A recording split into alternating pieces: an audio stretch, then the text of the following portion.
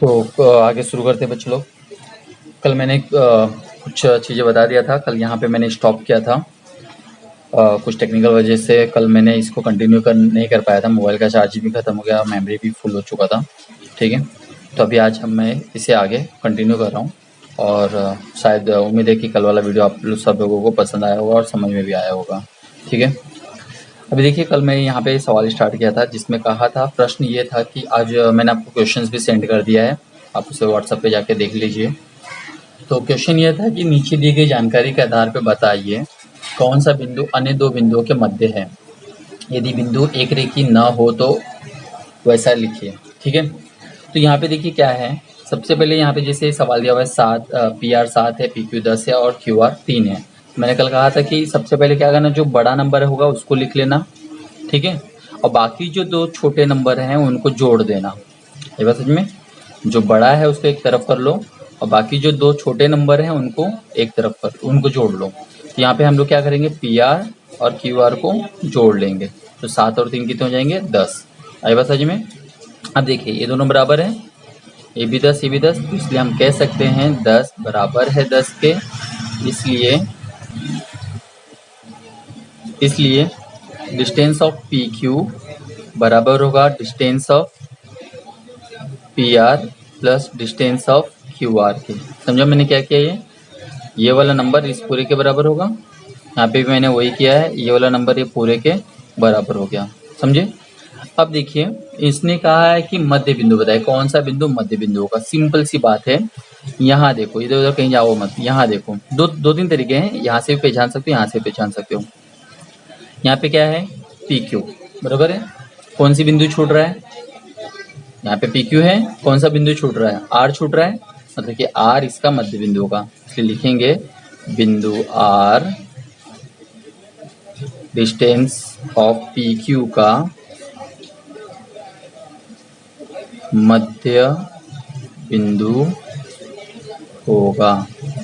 ठीक है, आप यहाँ से भी पहचान सकते हो, यहाँ से भी देखो कौन से अक्षर दो बार आ रहे हैं, R 2 बार आ रहे हैं, मतलब R उसका मध्य बिंदु आप बता दीजिए। आया बात समझ में। चलिए एक उदाहरण और लेके मैं आपको बताता हूँ। अगला सवाल उसी में आप देखो तो सवाल नंबर मैं ले लेता हूँ, इसमें से तीसरा ले लेता हूँ। ठीक है, डिस्टेंस ऑफ AB बराबर दिया हुआ है 16, डिस्टेंस ऑफ CA बराबर दिया हुआ है 9 और डिस्टेंस ऑफ BC बराबर दिया हुआ है 7। ओके, ये दिए हुए हैं। अब यहाँ पे हम लोग इसको हल करते हैं। मैंने क्या कहा था, ऊपर वाले में जो बड़ा होगा उसको लेंगे। तो यहाँ पे कौन बड़ा है, 16 बड़ा है, तो उसको पहले लिख लेते हैं। डिस्टेंस ऑफ AB बराबर हो जाएगा 16। ओके, अब जो दो छोटे नंबर है उनको एक साथ लिख के जोड़ेंगे, मतलब लिखेंगे distance of BC plus distance of CA बराबर क्या हो जाएगा, 9 धन 7। समझा मैंने क्या किया, जो बड़ा था उसको साइड कर लिया और जो दो छोटे नंबर थे उनको एक साथ लिख दिया। तो यहाँ पे हो जाएगा 16। अब देखिए ये 16 बराबर 16 हो रहा है, इसलिए हम कह सकते हैं जो बड़ा वाला है, कौन है बड़ा वाला, AB। डिस्टेंस ऑफ AB बराबर होगा distance of BC plus distance of CA। देखिए सिंपल सा है, इतने छोटे छोटे नंबरों का जोड़ घटाना जैसा सवाल है। जो बड़ा है उसको एक तरफ लिख लो, उसके अलावा जो बाकी दो नंबर बचते हैं उसको एक तरफ लिख लो। ठीक है, ऑफ कोर्स दोनों को जोड़ने में आपको लगभग दोनों बराबर ही मिलेंगे। ठीक है, जैसे कि आप सवाल में देख रहे हैं, सवाल में भी हमें बराबर मिला, यहाँ पे भी बराबर मिला। बस अब उस बराबर को दर्शा दो जब बराबर हो जाए तो। अब आप देखो यहाँ पे इन दोनों में बताओ कौन सा अक्षर बार बार आ रहा है। ये DD नहीं ले लेना, ये डिस्टेंस है उसको छोड़कर। ये BC और CA में कौन सा अक्षर बार बार आ रहा है, C आ रहा है 2 बार। क्या लिखेंगे, इसलिए बिंदु C डिस्टेंस ऑफ AB का मध्य बिंदु है। ठीक है, आई बात समझ में। इस तरीके से यहाँ पे करना है। ओके, नहीं समझे तो क्या करना है, रिवाइंड करके देखिए। बस इतना ही मैं कह सकता हूँ। चीज़ों को समझना है तो आपको इतना तो आपको करना ही पड़ेगा। ठीक है, वापस से एक बार और मैं कह रहा हूँ, सिंपल सी बात है। आपको करना क्या है, जो बड़ा नंबर होगा उसको अलग लिख लो, बाद में जो दो छोटे नंबर बचते हैं उनको एक साथ जोड़ दो। आप देखो कि बड़ा नंबर जो हमने लिया था वो और ये दोनों का जोड़ दोनों सेम आ जाएगा। सेम आ गया अब क्या करेंगे, उसको इस क्रम में लिख देंगे, बड़ा वाले को साइड में, बाकी दोनों छोटे को एक तरफ। अब देखो कि दोनों में कौन सा अक्षर बार बार आ रहा है, जो अक्षर बार बार आ रहा है मतलब कि 2 बार आ रहा है, उसको आप लिख दो मध्य बिंदु। Okay, that's it. चलिए इसी क्रम में मैं एक छठा सवाल कर रहा हूँ। तो आपके होमवर्क के लिए मैं दूसरा, चौथा और 5वां सवाल होमवर्क के लिए छोड़ दे रहा हूँ, ठीक है। आप इन्हें ट्राई करेंगे, नहीं आएगा तो क्या करेंगे, व्हाट्सअप करिए, मैसेज करिए, मिस कॉल दीजिए, या तो फिर आप मुझे यूट्यूब पे भी कमेंट कर सकते हो, ठीक है। तो छठा सवाल देखिए। तो अब छठे सवाल में दिया हुआ है डिस्टेंस ऑफ डी ई बराबर 5, डिस्टेंस ऑफ ई एफ बराबर 8, डिस्टेंस ऑफ, तो देखिए, तो यहाँ पे मैंने मान ये लिया और इसका क्या था एक और डी एफ बराबर हमने मान ले लिया 6, ठीक है। इस तरीके से हमारे पास ये तीनों मान है। अब देखिए क्या करना है, सबसे पहला काम, सबसे बड़ा जो है उसको लिख लेते हैं। तो डिस्टेंस ऑफ ई एफ कितना हो जाएगा, 8, एक हो गए। अब जो छोटे वाले हैं उनको लिखेंगे, ये दोनों को, आई बात समझ में, ये जो दोनों हैं उसको लिखते हैं। तो यहाँ पे क्या हो जाएगा, distance of D E, okay, plus distance of D F, इसलिए 5 धन 6 मिलाकर हो जाएंगे 11। अब देखो इस सवाल में क्या दिक्कत आ रहा है, यहाँ पे ये 8 है, यहाँ पे ये 11 है। क्या 8 और 11 कभी बराबर हो सकते हैं, नहीं हो सकते। इसलिए आप सीधा यहाँ लिख दीजिए कि इसलिए यहाँ मध्य बिंदु बता पाना संभव नहीं है, मध्य बिंदु बता पाना संभव नहीं है, बस इतना सा, आई बस समझ में, संभव नहीं है, बस इतना सा लिखना है। सिंपल सी बात है। जब भी आपको क्या करना है, सबसे पहला काम क्या करो, बड़े वाले को ले लो, एक हो गया। फिर जो दो छोटे वाले हैं उनको जोड़ डालो। जोड़ने पे देखो दोनों बराबर आते हैं तो वो मध्य बिंदु बता पाओगे। अगर बराबर ही नहीं आएगा तो मध्य बिंदु कैसे आप बताओगे, यहाँ पे समझ में आया जी, ठीक है। तो इस तरीके से और ये इस तरह के सवाल जो है उसको करोगे। इसमें से मैंने आपको 3 होमवर्क दिया है, दूसरा, चौथा और 5वां। मैं एक बार देख लेता, दूसरे, चौथे, 5वें में कोई दिक्कत तो नहीं आएगा। ओके, दूसरे में आपको दिक्कत आ सकता है, ध्यान देना जरा। चौथा सवाल,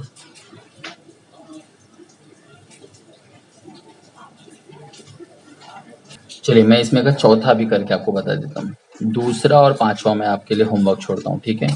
चलिए चौथा सवाल को देखिए। उसमें का चौथे सवाल में दिया हुआ है कुछ नहीं, वही है, पर मैं बस और एक सवाल आपको करके बता रहा हूँ। 11 mn बराबर दिया हुआ है 12 और nl बराबर दिया हुआ है 8। चलिए सबसे पहले क्या करेंगे, बड़े वाले नंबर को लिखेंगे। तो डिस्टेंस ऑफ mn बराबर हो जाएगा 12। अब जो छोटे नंबर है उनको क्या करेंगे, जोड़ेंगे। तो distance of lm plus distance of nl, 11 और 8 जोड़े कितना होता है, 11 और 8 19। अब आप देखिए ये 12 था और ये 19 है, क्या कभी बराबर होंगे 12 और 19? हो सकता है प्रियंका के लिए बराबर हो जाए, हो सकता है संजना के लिए बराबर हो जाए, पर क्या असली में ये बराबर होंगे, कभी नहीं बराबर हो सकते ये, आई बात समझ में। इसलिए यहाँ मध्य बिंदु बता पाना संभव नहीं है, ठीक है। इस तरीके के सवालों को आपको कंप्लीट करना है। तो समझ में आ रहा है आप लोगों को, ठीक है। तो दूसरा, चौथा आप लोग होमवर्क करेंगे और मुझे वो मैसेज करेंगे, ठीक है, उसको करके। चलिए अब अगले सवाल पे आते हैं हम लोग। अगला जो सवाल है 5वां सवाल, चौथे सवाल पे। चौथे सवाल में बोला संख्या रेखा पर ए बी, अभी इसको ध्यान से समझिएगा, इतना आसान नहीं है छोटा सा सवाल पर समझने वाली चीज है। संख्या रेखा पर ए बी सी बिंदु ऐसे हैं कि ए सी 10, सी बी 8, तो ए बी बताओ और सभी विकल्पों पर विचार भी करो। अभी देखिए यहाँ पर प्रॉब्लम यह है कि एक का मान ज्ञात करना है, लेकिन ये पता नहीं है हमें कि शायद ए बी बड़ा भी हो सकता है, शायद ए बी छोटा भी हो सकता है, आई बात समझ में। शायद ए बी जो है वो बड़ा भी हो सकता है और शायद ए बी जो है वो छोटा भी हो सकता है, समझे। तो हमें इसमें दोनों चीज मान के चलना है, ठीक है।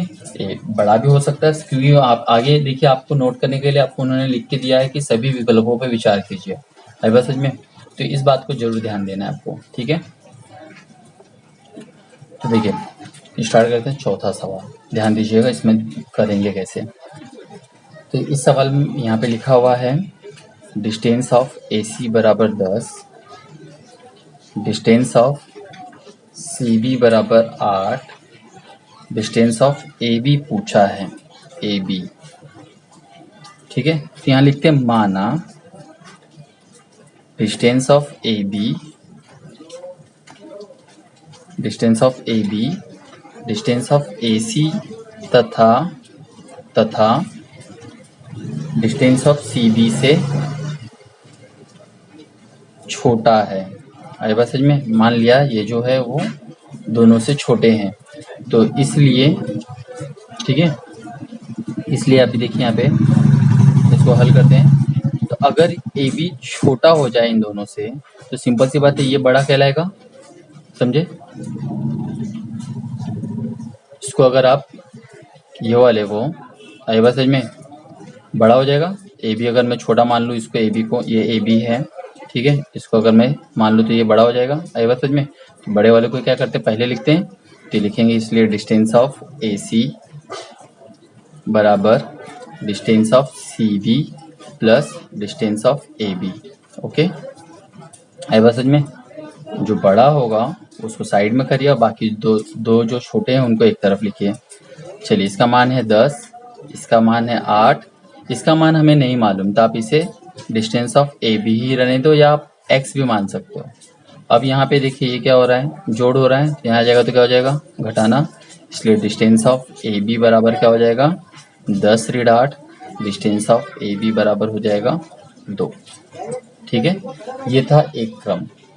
आई बात समझ में, वापस बता रहा हूँ, सुनिए, सिंपल सी बात है, जब भी ऐसा सवाल दिया जाए किसी का मान ज्ञात करने, तो हमें ये नहीं पता कि ए बी बड़ा है कि छोटा है, समझे। इसलिए आप उसे पहले हल करेंगे, पहले बताएंगे कि ए बी छोटा है, मान लेते हैं कि ए बी छोटा है, तो सिंपल सी बात है, ये जो ए सी है वो यहाँ पे फिलहाल के हिसाब से तो ये देख सकते हो कि बड़ा है, 10 है, तो इसी को मैंने 10 मान के इधर बड़ा मान लिया, बाकी दोनों छोटे को यहाँ रख दिया, जो भी मान था वहां रख दिया मैंने, और यहाँ पे जोड़ हो रहा था, यहाँ आ जाएगा तो क्या हो जाएगा, घटाना हो जाएगा, ये घटा दिया। अब मैं मान के चलता हूँ ए बी सबसे बड़ा है, आई बात समझ में, बॉस है 20 बार ए बी। अब लिखते हैं माना A B distance of A B, distance of A C और C B, distance of A C तथा डिस्टेंस ऑफ सी बी से बड़ा है, आई बात समझ में, डिस्टेंस ऑफ सी बी से क्या है, बड़ा है।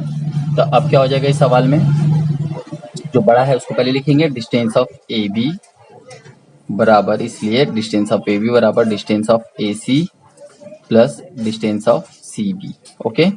तो ये तो हमें मालूम ही नहीं है, ये मालूम है हमें 10 और ये मालूम है हमें 8, इसलिए कितना हो जाएगा, 18, इसलिए डिस्टेंस ऑफ ए बी क्या हो जाएगा, 18। आई बात समझ में, कुछ समझ में आ रहा है आप लोगों को, नहीं समझ में आ रहा है, सिंपल है। सबसे पहले क्या करना है, आपको बड़े वाले को सोचना है या छोटे वाले को ले लिया। जैसे मैंने इस सवाल में क्या किया, पहले छोटे वाले को ले लिया, मान लिया कि ए बी छोटा है, तो ए बी छोटा होगा तो इन दोनों को जोड़ के हम लोग इसके बराबर दिखाएंगे, तो इसको हल कर दिया। और उसी तरह से अब एक बार मान के चलना है कि वो बड़ा है, तो बड़ा होगा तो वो इस साइड होगा और बाकी दोनों छोटे इस तरफ होंगे। दोनों के मान हमें दिए हुए थे, 10 और 8 कितना हो जाएगा, 18 हो जाएगा, समझे। तो इसलिए ए बी का मान या तो 2 हो सकता है या तो 18 हो सकता है, ठीक है। अब देखिए ठीक इसी तरह का सवाल 5वां है, पर 5वें में ऐसा कुछ नहीं है। 5वें में लिखा है एक्स वाई जेड एक रेखी है, एक्स वाई 17, वाई जेड 8, तो एक्स जेड बताओ। देखो यहाँ एक रेखी मतलब एक रेखा ले लेते हैं, यहाँ एक्स वाई जेड बोला है, समझे। इसमें कहा है कि एक्स वाई जो है 17 है, एक्स वाई जो है ये 17 है, आई बात समझ में, यहाँ से ये इतना 17 है, और वाई जेड जो है वो 8 है बस। और हमसे क्या पूछा है, एक्स जेड पूछा है। सीधा सीधा दिख रहा है कौन छोटा कौन बड़ा, बताइए कौन बड़ा होगा इसमें, एक्स जेड बड़ा होगा क्योंकि यहाँ से यहाँ तक है ये, और ये दोनों छोटे छोटे टुकड़े हैं उसके। हम लोग लिख सकते हैं सिंपल सा, डिस्टेंस ऑफ एक्स जेड बराबर distance of X Y plus distance of Y Z.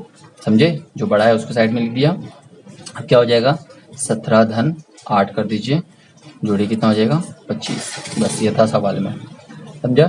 जब ऐसा देखो दोनों चौथा सवाल और पांचवें सवाल में देखो दोनों में सेम चीजें हैं, बस फर्क इतना है कि इसमें एक रेखी है कह दिया है। जब एक रेखी, अभी जैसे मैं यहाँ पे कह दूंगा कि ए बी सी एक रेखी है, तो आप क्या करना है, एक रेखा खींचो, ए बी और सी, ऐसा हो जाएगा। तो इसमें ए सी जो है वो बड़ा कहलाएगा, ए सी सबसे बड़ा कहलाएगा, और ए बी और बी सी उसके टुकड़े कहलाएंगे।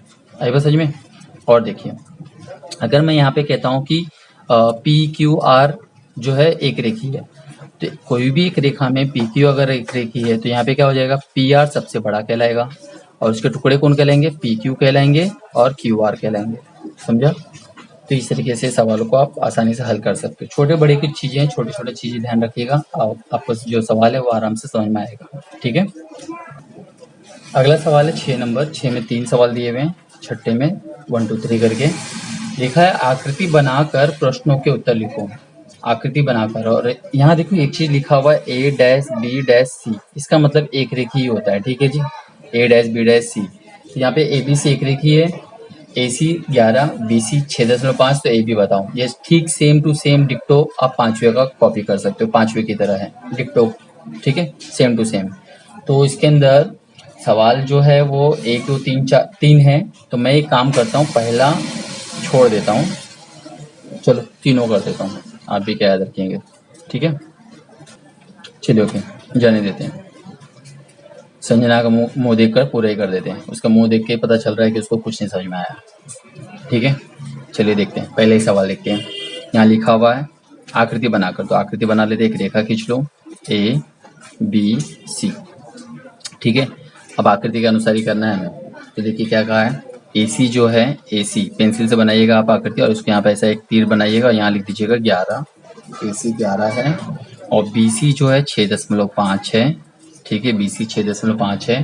तो ए बी पूछा है, आकृति में ही देख के बताना। देखिए इसको दोनों मैं हल करके भी बताऊंगा समझ में, जैसा हम लोग जो अभी पिछले सवाल को मैंने यहाँ पे किया था। ठीक है, तो ये भी सवाल में वैसे ही करेंगे हम लोग, लेकिन अगर ओरली पूछा जाए ऐसे ही डायरेक्ट बताओ तो सिंपल सा, देखिए यहाँ से लेके मैं बोलूँगा कि यहाँ से यहाँ तक पूरा 11 है, और ये इतना 6.5 है, तो बताओ ये कितना होगा। तो क्या करोगे, घटाओगे। समझे, तो 11 में से 6.5 को घटा दीजिए, आंसर आ जाएगा। नहीं समझा, सिंपल सी बात है। मैं आपसे कह रहा हूँ कि यहाँ से आपका घर जो है 5 किलोमीटर है, आई बस में, यहाँ से आपका घर 5 किलोमीटर है। ओके, एक बात। दूसरा चीज मैं यहाँ फिर कह रहा हूँ कि यहाँ से कुछ दूर जाने पर, मतलब कि मान लेते हैं कि 2 किलोमीटर जाने पर रुक गए हम लोग, कोई दुकान में रुक गए, तो बताइए और कितना बाकी रह गया, 3 किलोमीटर बाकी रह गया। आई बात समझ में, आगे 3 किलोमीटर बाकी है ना। नहीं समझा, आप स्कूल जा रहे हो, सुबह सुबह निकले, आपके हाथ में 10 रुपये हैं। ठीक है, स्कूल मान लेते हैं आपके घर से स्कूल जो है 100 मीटर की दूरी पे है, 10 किलोमीटर की दूरी पे। ठीक है, आप आगे जाते जाते आपको भूख लगा, चाइनीज पकौड़ा खाने का मन करा, और 7 किलोमीटर पे जाके आप रुक गए और वहाँ पे चाइनीज पकौड़ा खाने लगे। बताइए अभी स्कूल और कितना दूर है, 3 किलोमीटर दूर है। सिंपल सी बात है, क्या किया आपने, 10 में से 7 को घटा दिए। बस यहाँ पे भी वही सवाल है, यहाँ पे कहा है कि पूरी दूरी 11 है, ये इतना जो है आधा वाला जो दूरी है वो 6.5 है। तो ये बताइए यहाँ पे क्या करेंगे, 11 में से 6.5 को घटाएंगे। दशमलव वाला घटाना देख लेना, सीखिए कैसे मैं घटा रहा हूँ। जब भी दशमलव को घटाना तो ऐसे घटाना, ना कि ऐसे घटाना 6.5 घटाओ, एक में से एक नहीं गया तो एक हासिल ले लिया, ऐसा नहीं करना है। बस समझ में, ऐसा लिखना है। तो 0 में से 5 नहीं गया तो एक हासिल 10, 10 में से 5 गया 5, इधर बचा 0, एक हासिल 10, 10 में से 6 गया 4। बस समझ में, यहाँ पे आप डायरेक्ट ये वाला काम करने के बाद आप डायरेक्ट लिख सकते हो, इसलिए ए बी बराबर हो जाएगा 4.5। ठीक है, लेकिन ये आकृति के अनुसार था, बस इतना ही करना था, लेकिन नंबर कट सकते हैं, इसलिए मैं आपको एडवाइस करूंगा कि ये भी काम करो और साथ ही साथ आप ये भी काम करो। डिस्टेंस ऑफ ए सी बराबर distance of A B plus distance of B C. समझा, डिस्टेंस ऑफ ए बी बराबर A B plus B C. A C कितना है 11, ए बी कितना है नहीं मालूम, और ये कितना है 6.5। क्या करेंगे, घटा देंगे इसको, इसलिए डिस्टेंस ऑफ ए बी बराबर कितना हो जाएगा 11-6.5, इसलिए 4.5। ठीक है। छठे का दूसरा सवाल, छठे के दूसरे में लिखा है आर एस टी। चलिए एक लाइन खींच लिया, आर एस टी। ठीक है, आर एस टी ले लिया हमने। एस टी जो है, एस टी 3.7 है, आर एस 2.5 है, और इसने बोला आर टी बताओ कितना होगा।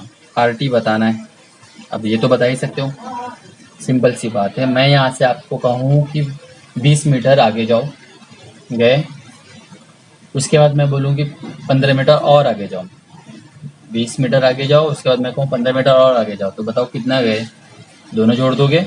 यहाँ पे भी वही करना है, यहाँ से इतना 2.5 है, ओके, और यहाँ से इतना 3.7 है, तो क्या करेंगे, दोनों को जोड़ देंगे। यहाँ लिखेंगे 2.5 3.7, 7 5 12, 1 5 और 1 6, बस यहाँ पे हो गया 6, हो गया सवाल। ओके, लेकिन मैं यही कहूँगा इसको हल करके हम लोग करेंगे। कैसे करेंगे, लिखेंगे आर टी बराबर डिस्टेंस ऑफ आर टी बराबर distance of R S plus distance of S T, इसलिए 2.5 धन 3.7, इसलिए जोड़ के हो जाएगा 6.2। ठीक है, तो ये हो गया सवाल। आप इसे इकाई लिख सकते हो यहाँ पे। ठीक है, आए बस समझ में, जितने भी मान निकाले जाते हैं, एक्चुअली जब सेंटीमीटर मीटर किलोमीटर नहीं दिया रहता तो आप इकाई दर्शा सकते हो, वहाँ पे नहीं भी दर्शाएंगे तो भी कोई प्रॉब्लम नहीं है। ठीक है, चलिए मैं सोच रहा था सवाल नंबर जो तीसरा है वो होमवर्क दे दूँ, लेकिन जाने दीजिए, तन्नू का भी मुंह देख के मैं कर देता हूँ। ठीक है, नहीं तो मन ही मन पता नहीं क्या क्या बड़बड़ाएगी। एक्स वाई जेड, अब यहाँ पे दिया हुआ एक्स जेड जो है, एक्स जेड ये वाला पूरा, मतलब कि ऐसे लिखेंगे, एक्स जेड जो है 3 करनी में 7 है, ओके, और एक्स वाई जो है करनी में 7 है, तो वाई जेड पूछा है। सिंपल सा है, फिर से घटाते हैं, 3 करनी में 7 में से करनी में 7 घटाओ, कितना हो जाएगा बताइए। बस करनी में 7 करनी में 7 कट गया, इसलिए 3 और इधर 0, 30 आ जाएगा उत्तर, है ना, सही ना। वापस घटाऊं, 3 करनी में 7 करनी में 7 घटाते, करनी में 7 में से करनी में 7 गया तो 0, 3 की इधर कुछ नहीं तो 0, बराबर। मजा आया, कितना आसान है ना, मार खा जाओगे आप लोग, नंबर पूरे 0 0 गोल गोल अंडा मिल जाएगा आप लोगों को। ऐसे नहीं घटाना है इसको, सिंपल सी बात है। यहाँ ये सवाल का मतलब कैसे है, देखिए 3 आम में से 1 आम गए तो बताइए कितने आम बचेंगे, 2 आम बचेंगे। ठीक उसी तरह से 3 करनी में 7 में से 1 करनी में 7 गए तो कितने बचेंगे, 2 करनी में 7 बचेंगे।